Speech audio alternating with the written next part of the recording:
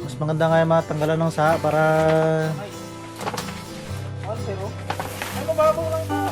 mababaw yung umangat na yan, tsaka mababaw lang yung tanim ko eh. Naman. Nakita dito tayo, tama na natali daw yung isang puno. Alinuwi daw ninyo. Matatali yan. So sabi nila mga katuning, kapag nagtatanim daw tayo ng saging, huwag daw tayong titingala. Kasi tumingala na ako. Huwag daw tayong titingala para hindi daw masyadong mataas yung saging mga katuning.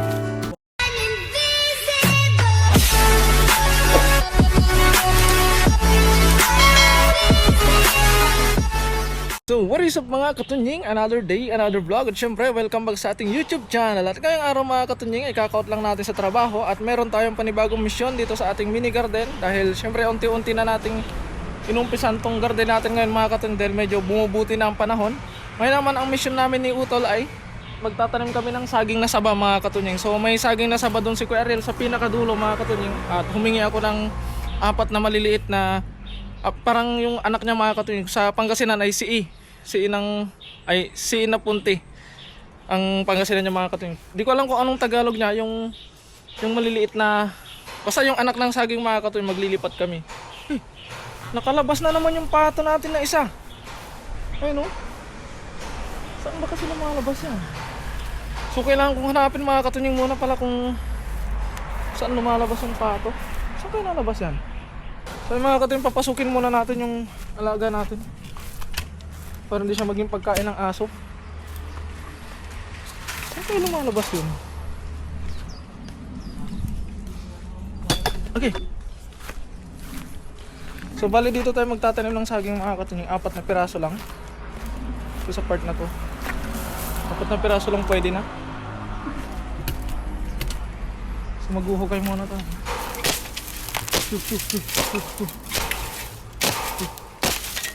Sarap na, baka mamaya may ahas ay.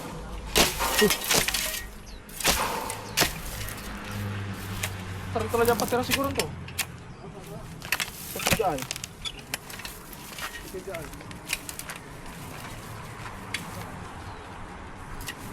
Manabutan eh. Basta mo? Sige. So yun mga katunying, ituturo ni Karil yung kukunin namin na puno. 4 lang. Let's go. Pauwin muna natin yung alaga natin. Nagtrope dito yun eh. Baka lumilipad tong lokong to. Paano makalipad may sisiyo? Paano malipad niya? Yung sisi na, lumulusot lang sa screen.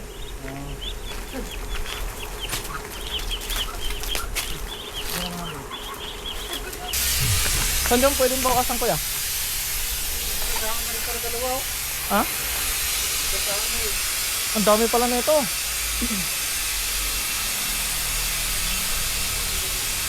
Parang ko yung patayin din po eh. Ayun. Kami naman tatanggalin po, ayusin to. Parang kung tanim yung dero pala kasi kung maganda rin ito isa. Saan dyan pwedeng bawasan niya? Saan ka malisit kunin mo? Kapag pag wala akong gagawin ngayon, tapos pwede naman akong saraan. Ay, lumaki pa siya ng kunti oh.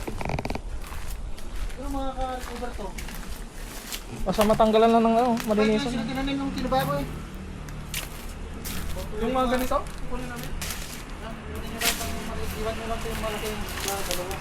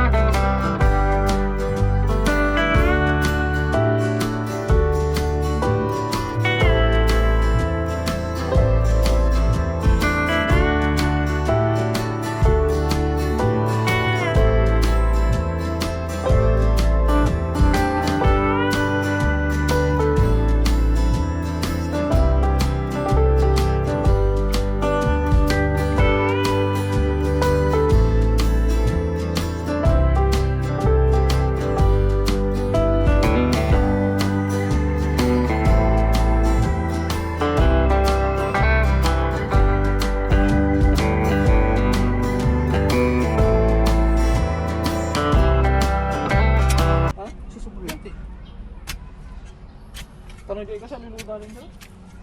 Kung ako siya tibagpul.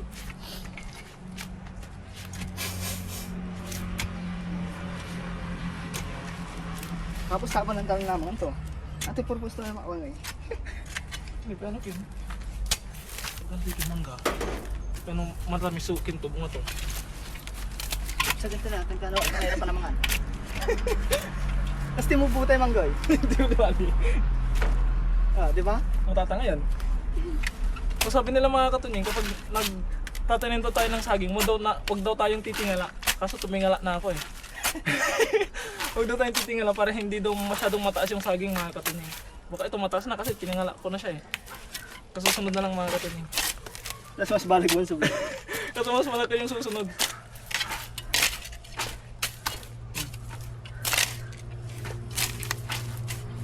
Tapos kapag sisiksigin na daw siya mga katunying, kailangan siksikin gamit ang paa tapos iikot ka para paikot din yung yung kanyang sanga-sanga, paikot din.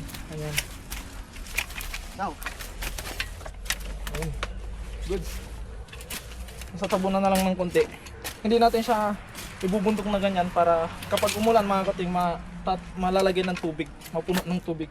So nasa pangalawa na tayo, meron pang dalawa. So lipat ulit tayo mga katunying. Let's go, let's go. Maraming papawis na mga katunying. Exercise pa. Hindi pa tayo nakontento sa trabaho natin sa factory. Pagka-out, trabaho pa rin.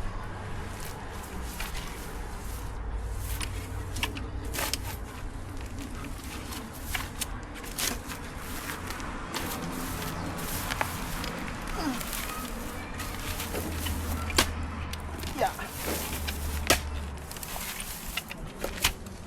So, yun.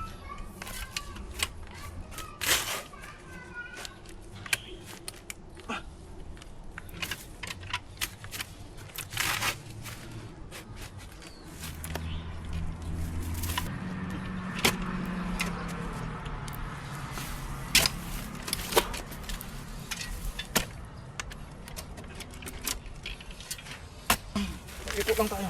Pasarado na, tingnan mo. Ha? Sarado ba? Basta mong kidyon ko, basta mong kidyon ko.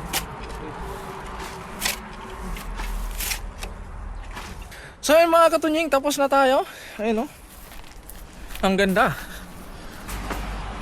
So ito na sila mga katunying, 4. So 1, 2, 3, 4.